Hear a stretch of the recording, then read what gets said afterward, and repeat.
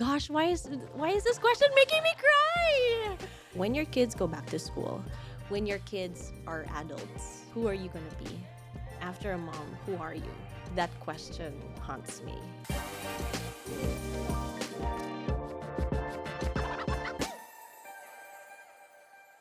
Hi everyone, I'm Andi Manzano Reyes and welcome to the Soul Podcast. This is your Mother's Day edition and I am so excited and honored and kind of scared to be part of this. If you guys don't know me, I am a mom of three. I have three beautiful girls and they are my life. And I'm sure if you're a mom, you would understand what that means.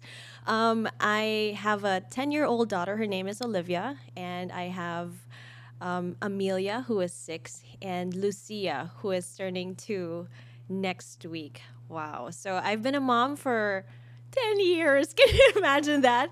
And reflecting that in the last few days has been, you know, like a roller coaster because there's so many wonderful moments, but there's also a lot of, challenges and difficulties that you face being a mom. So I think this is such a wonderful opportunity to, just share how I feel and, maybe connect with you guys and reflect together on how motherhood has changed us. One thing about motherhood no one prepared me for was the love that you would feel for your child. When I was young, people would always talk about how grand it is, how, you'll feel unconditional love. And, when I became a mom and I got pregnant, I was like, wow, I'm I'm gonna love this child that's growing inside me. And it's sometimes hard to really understand until you hear the first heartbeat. And then all of a sudden, like your heart expands. And then you feel the first kick. Then your heart expands more. And then all of a sudden, you see your child, right in your hands. And it's like, wow, my heart is bursting. I did not expect that my heart would be able to love this much. And up to now, like as my kids grow, when they say I love you back, it's a different kind of love. And this is something that I did not expect. I thought it would just be like, the boyfriend kind of love, the husband kind of love. But when it's your child, it's different. Then I understand slowly how God has loved me because of the way I also could love my child. It's so different when it's really your first child. And the thing is, I grew up in a family, and I'm the eldest of 5. So I have 3 younger girls, siblings, and then I have a brother. So, you know, I felt like I've been a mom since I was probably like 13. I was taking care of my siblings. I was also the second mom to them. And you can ask them. They would say that, I was their second mom. So when my child was born, it was like, wow, how do I take care of this child? How do I give her, what my mom, showed me how to love? How was she able to do it with 5 children? And I just wanted to copy that. I wanted to, just give her the world, but at the same time, balance everything. Like they said, no one really prepares you for motherhood, and nothing prepares you to become a mom and all these different experiences that you go through, because like motherhood has different stages. I have the newborn stage, I have the toddler, and now I have the like tweens. Every day there's a question if I did this thing correctly. Sometimes I'm not perfect. Like us parents weren't like there's no perfect parent, but you just want to be a good parent. And sometimes raising your voice, and I get to sleep at night, and I'm like, Lord, what happened? And I feel all the guilt in the world, and I'm just like, how do I become a good parent? How do I raise these children? And like for me, it's just going back to the heart of it all. Even if sometimes I feel like I've made a mistake, maybe am I doing this right? Did I handle this issue correctly? And it's always just going back to, whatever it is, I know that I'm doing this because I love my children and I just really want what's best with them. And setting that example as a mom is, for me, what matters. That even if I make a mistake or even if I feel like I'm questioning myself, it's just really more, the love behind it all. Of course, there are a lot of things that you had to sacrifice, change about yourself. So, what's that one thing that you really felt like you had to let go in order for you to be much that you always Um, want? Gosh, why is this question making me cry? Okay, so one thing that I had to give up being a mom was also, I feel like, my career. Gosh. And it's so weird to have this mic in front of me, to have this console because it reminds me so much of what I used to do. And maybe that's why it's making me cry. Because I started radio when I was 17. It's something that I love to do. I love talking, I love communicating with people, just speaking, I guess. And when I got pregnant, it was something that I had to stop. And for me, that was a big sacrifice. And it was also so scary because that's the one thing that I knew to do was to speak in front of the mic. So that's what I gave up when I became a mom. I gave up my career, I gave up myself, and now my children are my whole world. Sometimes people are like, so when your kids go back to school, when your kids are adults, who are you going to be? After a mom, who are you?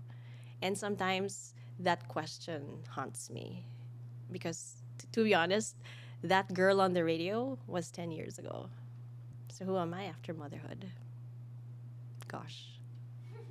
As much as I want to think of, the next 10 years, it's scarier, so I trim down to 5. And then it gets less scarier, then I just trim it down to like the next 2 years. And I'm like, okay, what do I want to do? What do I want to be? And who am I aside from being a mom, because this is all I know to do, right? And I mean, don't get me wrong, I love being a mom. I feel like I've been made, I was made, and I grew up to and dreamt of where I am now. But of course, like as a woman, you're also like, who's Andy? So it's something that I really think about. And I know that I also need to step out of my boat and, just step out in faith. And wherever God leads me, in the next few years, then yeah, we'll go. I interviewed before Jenny Epperson, and she has 2 kids. And that time I interviewed her, her kid was already turning 12. And she goes, there are seasons of motherhood. And when you have a child, you devote 8 to 10 years of your life being a mom. I mean, like hands on, full on present, because after like 10, that's when their friends come in, they get busier, there's more activities, but it's like the first 8 to 10 years that you devote yourself in becoming a mom. And it's that season of your life where, you just give love, and you're so used to giving love that, you know, later on you're like, okay, I'm still giving love, but then you also need to get something back, right? Do something for yourself. And it's like right now, those pockets of time for myself is what helps me go through, motherhood lately. And it could be as simple as like, yesterday was a win for me because I went to the gym. There's like, yeah, I went to the gym. This was my first time. Or, like I spent time with my friends, or like I'll golf with my husband. These little pockets of joy come in, and it slowly helps me find who I am. I'm not that girl on the radio 10 years ago, but who am I now that I can, whatever I've learned in motherhood, whatever I've been through in my life, in this season, in this chapter. This is also like self-discovering for me, finding out who I am, questioning every day also. It's like, okay, so what do I want to do? What kind of person am I outside being a mom, and what do I want to do? right? There are many times in motherhood where you do feel alone. And I mean, as much as there is communities online that can help you, or, Facebook pages, or, just messaging your friend. I mean, thank God for social media. Thank God for like all these apps that you have mother groups, but there's still that loneliness sometimes that you want to talk to someone, like, and not pretend that you're okay, just that you're having a hard time, that maybe like you have issues with your child or your husband, or like things are not going well, and sometimes you just have to get out there and really take that step to message a friend and say, hey, you want to grab coffee? And those things matter, because like I think I'm surviving motherhood because of all the people that are around me. My mom is such a big help. She like, I talk to her every day when I have problems about anything in my life. She's the first person I go to. And that's the kind of mom I want to be to my children as well.